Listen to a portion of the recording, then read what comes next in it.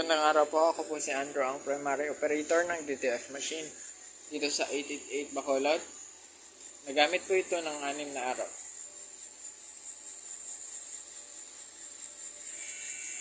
Ito po ang printer head area.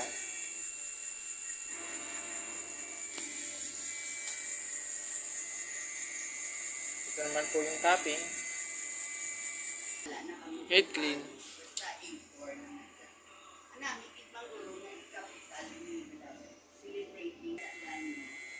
After naman po natin mag-heat clean, punasan naman po natin yung wiper.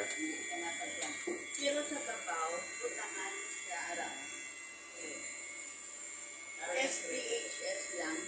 Kaya may logo. Ito naman po yung SPHS Golden Jubilar yan. Kaya kung i-call mo kalaba man sa inyo ang logo. nozzle check. Pwede mo man nakasearch sa internet. Tapos ang class of 1974 ang text. Yan naman po ang output ng aking nozzle check. Ang logo Yan po yung white, then yung color. Ito naman po ang ink tank area. Tama lang po ang ink level nila. Ito naman po yung waste tank. Nalinis nung nakarang araw. Ito naman po yung AVR. Yan naman po yung ground wire.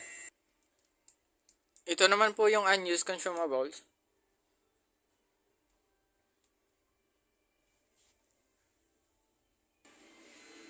Ito naman po yung printer daily checklist.